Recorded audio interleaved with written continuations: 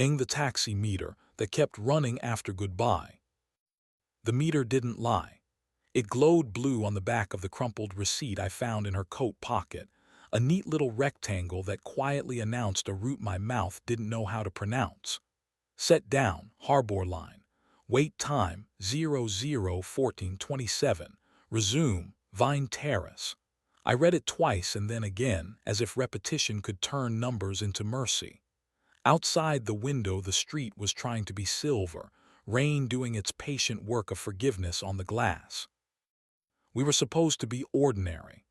On Sundays, I iron pillowcases because flat cotton feels like a promise heat can keep. She sleeps with her palms splayed on my ribs like she's taking attendance of my breath. Our balcony forgives being too narrow for two chairs by letting us take turns and calling it choreography. When rain comes after midnight, we crack the window and let the city wash its face while we wash each other's. Her knee hooking behind my thigh with sailor's certainty, my mouth finding that nickel-bright coin beneath her collarbone, where breath admits it wants to be fire. But the meter kept running after goodbye. Evidence is a hobby for men who want to be wrong. I began a folder named Weather and fed it small storms. The taxi slip. A scarf folded with seminar posture. The French candle that pretends to be the moon, lune salé, burned low beneath the sofa as if the room had a throat. The doorbell clip where a stranger's jaw fogged the lens and the lock surrendered politely. The voice memo she titled Later. 21 seconds of hiss, her laugh you only hear when she's trying not to wake the house, and a man saying my name like he was checking its weight. She started showering with the light off, telling the mirror she had migraines.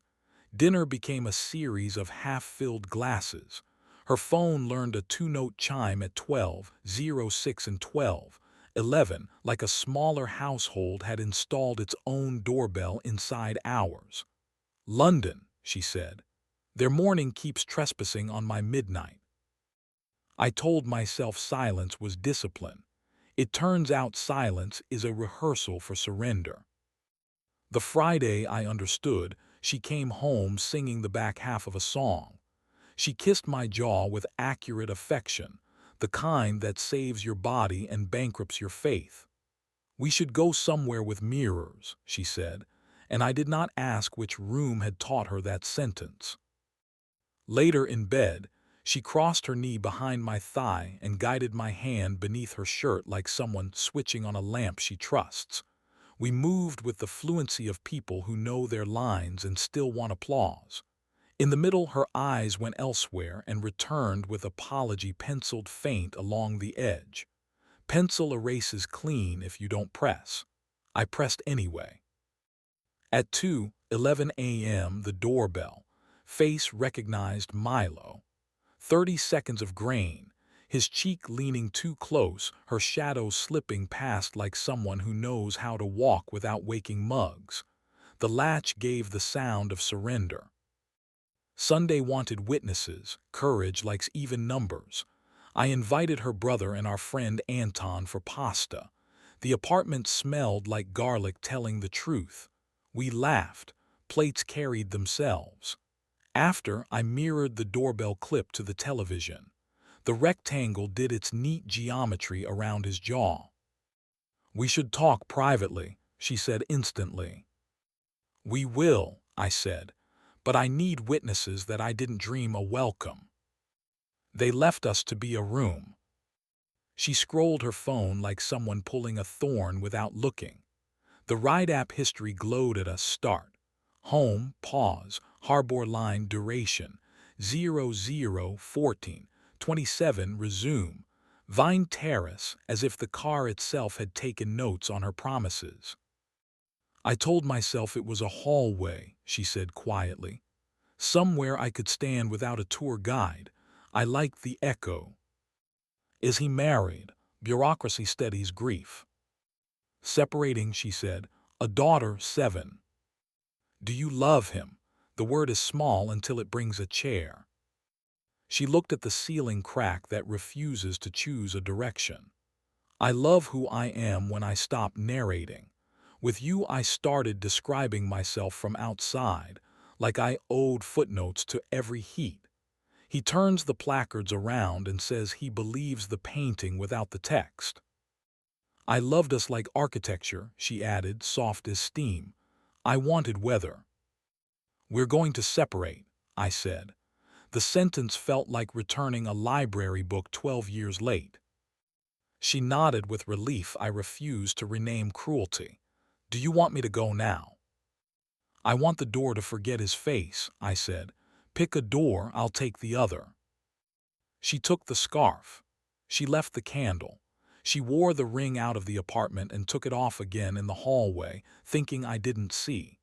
The plant on the landing forgave me when I slid the spare key back under its dirt.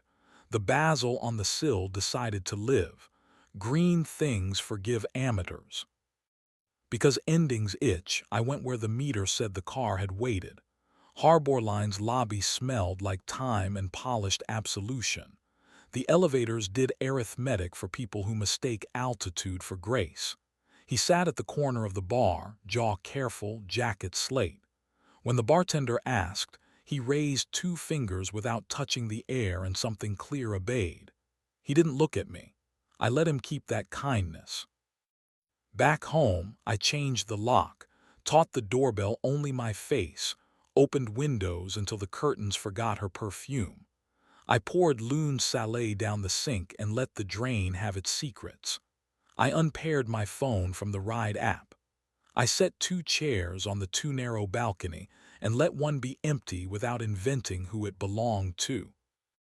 A lawyer whose office smells like old rain and solutions asked if I wanted an outcome or a scene.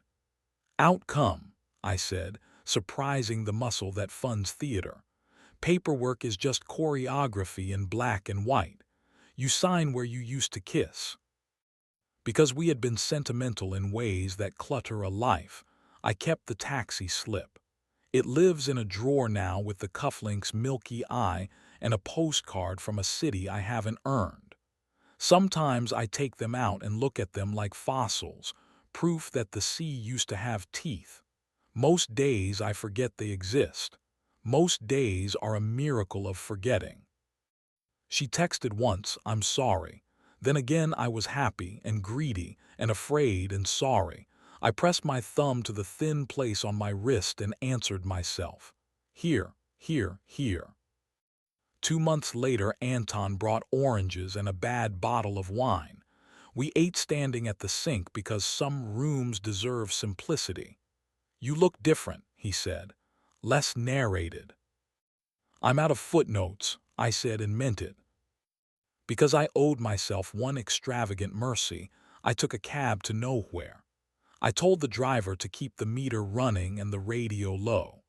We traced the river, turned at streets I didn't know, sat for a while beneath a bridge that pretended to be a song. When I asked for the receipt at the end, it said wait time. 00, 00, 00, and it felt like a blessing. Now, when rain comes after midnight, I still crack the window to let the city wash its face. I iron pillowcases on Sundays because some promises keep themselves if you heat them right. Sometimes I sit on the balcony with both chairs out and let one be empty without giving it a plot. The doorbell hasn't learned any new faces since. The phone asks if I want to improve recognition by sharing clips. I tell it no. Some meters don't deserve their afterlives. If there's a lesson, it's this. Love is not the distance between 2 points, it's whether you stop the clock when you say goodbye. I have learned too, most nights that's enough.